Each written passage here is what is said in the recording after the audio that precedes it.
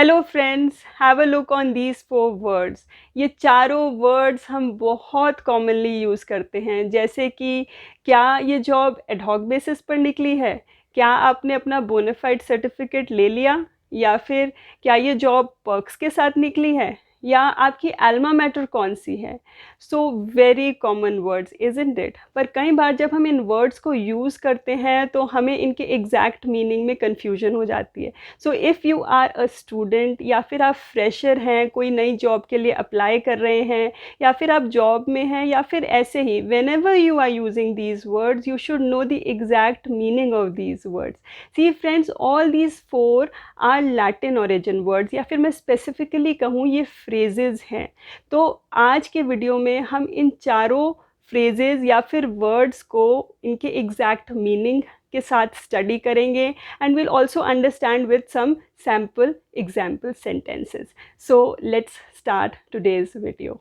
The first word is ad hoc. ad hoc एक Latin expression है और ये दो अलग वर्ड से बना है, that is ad and hoc.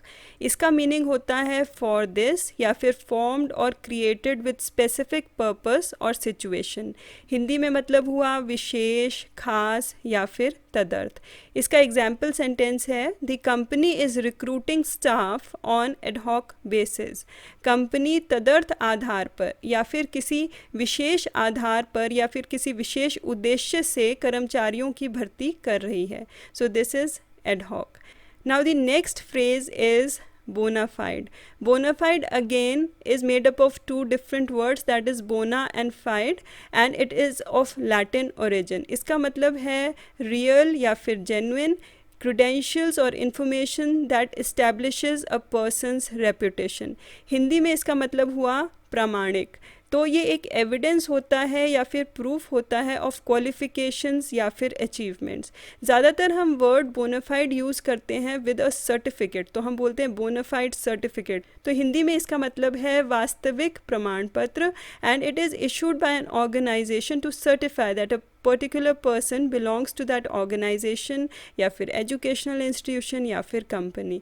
Now let's see its example sentence. Make sure you are dealing with a bona fide company. तो यहाँ पर बोनाफाइड का मतलब हुआ रियल या फिर जेन्युइन। तो आप ये श्योरिटी कर लें जब आप कंपनी से डील कर रहे हैं कि आप रियल कंपनी से डील कर रहे हैं या फिर जेन्युइन कंपनी से डील कर रहे हैं। Now the next phrase is alma mater. ये भी दो अलग वर्ड से बना है, that is alma and matter. Alma means nourishing and matter means mother. So this means nourishing mother in Latin.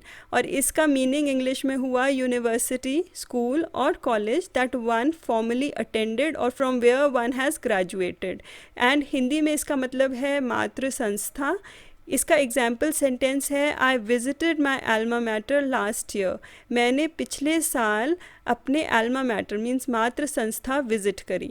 Now the last word is perks. अब हम में से कईयों को ये बात नहीं पता होगी कि पर्क्स एक एब्रीविएशन है और this is a short form of a Latin word that is perquirere, या फिर कई जगह यहाँ पर मैंशनड होता है कि एक शॉर्ट फॉर्म होता है परक्विजिटम का।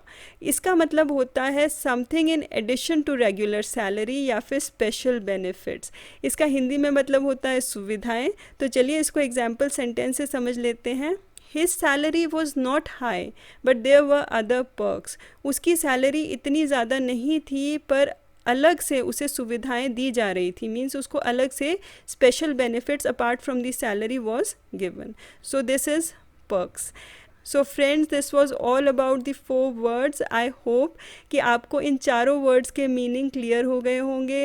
And if you like the video and found it useful, please do hit the like, share and subscribe button down below, and we'll be meeting in the next video. Thank you and bye bye.